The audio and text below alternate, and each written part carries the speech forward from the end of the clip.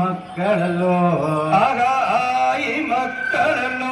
அடிமடியும் பொறப்பும் அல்லோ அடிமடியும் பொறப்பும் அல்லோ அங்க காராண்டு நீராண்டு நாடாண்டு நல்லாவே அங்க காராண்டு நீராண்டு நாடாண்டு நல்லாவே அங்க காராண்டு நீராண்டு அங்க நாடாண்டு நல்லாவே.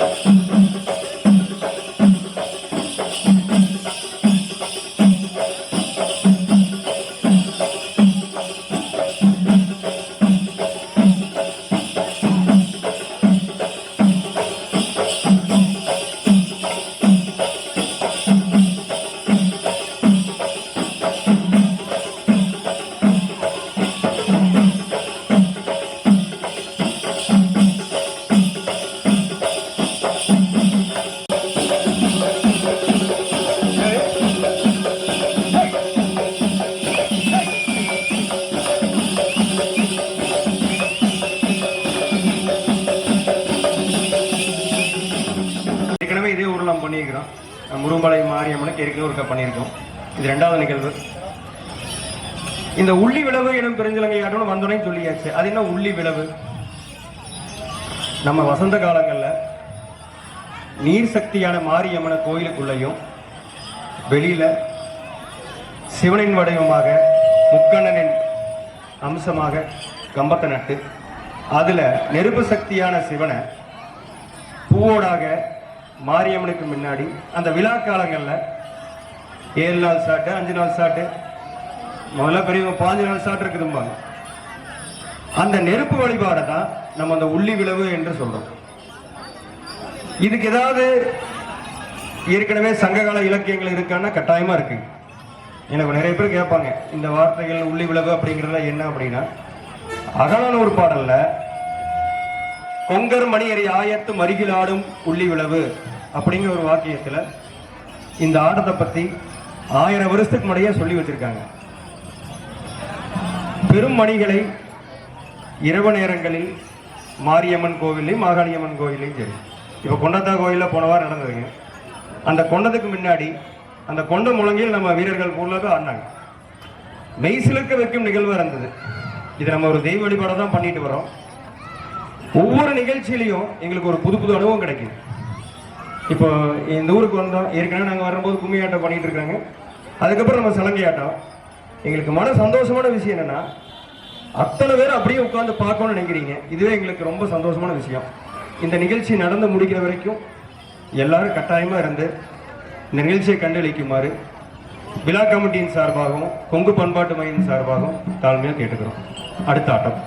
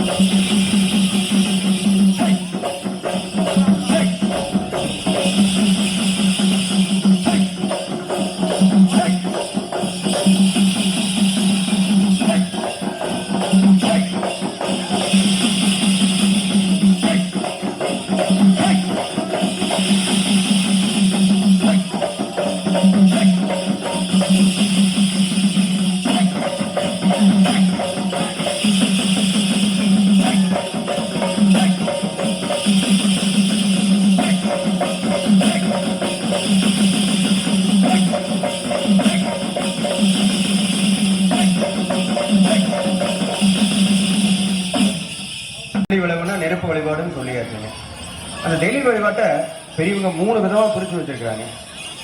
முதல் வழிபாடு தல தெய்வ வழிபாடு, 2வது குலதெய்வங்க, 3வது பெருந்தெய்வம். இந்த தல தெய்வம்னா என்னது? நம்ம வீட்டுக்கு பக்கத்துல இருக்கிற சாமிங்க. இப்ப நம்ம முருகன் பாளையத்தை அனுதினமும் காத்துட்டு வர்றது யாரும் நம்ம மாரியாத்தா தான். ரொம்ப காலமா பெரியவங்க கும்பிட்டுருப்பாங்க, அதுக்கப்புறம் அவங்க வாரிசுகளுக்கு சொல்லி கொடுத்துருப்பாங்க.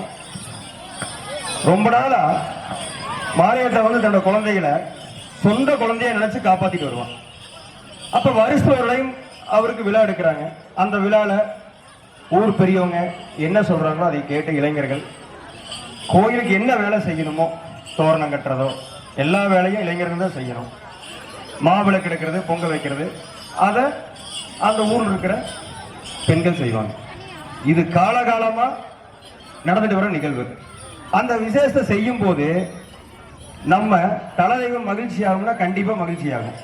அந்த ஒரு வார விசேஷத்துக்கு உறமுறைகள்லாம் கூப்பிட்டு பெண்கள்லாம் மாவிளக்கு எடுக்கிறது, என்ன பசங்க இந்த மாதிரி சலங்கை கட்டி ஆடுறது, கம்ப சுத்தி ஆடுறது, இது எல்லா நிகழ்ச்சியுமே நம்ம சந்தோஷமா இருக்கிறக்கும் மாரியாத்தால மகிழ்விக்கிறக்கும். அந்த மாரியாத்தா மனம் குளிர்ந்தா கண்டிப்பா நம்ம கேட்கிற வரத்தை கட்டாயமா கொடுப்பா. அதுக்காக தான் இந்த வேண்டுதல் எல்லாம். இப்ப வேண்டுதல் வச்சா மாரியாத்தா கேட்கிறாள் அப்படின்னா மனசார போய் அவன் மனமுருகி வேணும்னா வீட்டுக்கு பக்கத்திலேயே அதுக்கு வச்சிருக்காங்க தலதெய்வம்னு. நம்ம டெய்லி அந்த கோயிலுக்கு கண்டிப்பா போகணும். பெரியவங்க கண்டிப்பா சொல்லி கொடுப்பாங்க குழந்தைகளுக்கு. தினசரி அந்த கோயிலுக்கு கட்டாயமா காலையில ஒரு ஸ்கூலுக்கு போகலையும் சரி, அதுக்கப்புறம் பெரிய படிப்பு காலேஜ் போறோம், என்ன நிகழ்வா இருந்தாலும் கண்டிப்பா அவங்க கோயிலுக்கு தினமும் போகணும். அதுதான் தலதெய்வம். கரெக்ட் தான். இப்போ மாரியாத்தா கம்பம் போட்டுருக்குறீங்க, எத்தனை பேரு கம்பம் சுத்தி ஆடுறாங்க? இத்தனை பேர் இங்க உட்கார்ந்து இருக்காங்களா?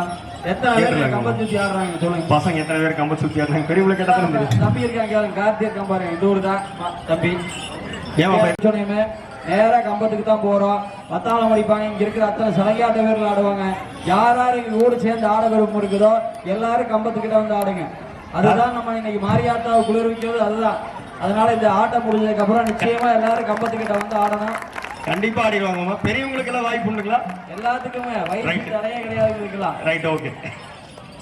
இல்ல பெரியவங்க இது வர மாட்டாங்க வச்சுங்க. நான் வேற இளைஞர்கள் ஆடுங்களா சொல்லிட்டேன். எல்லாரும் 5 இருந்து 85 வயசு வரைக்கும் ஆடலாங்க. 100 வயசு வரைக்கும் இருந்தாலும் ஆடுறதுக்கு பெரிய இருக்கிறவங்க ஆடலாம்.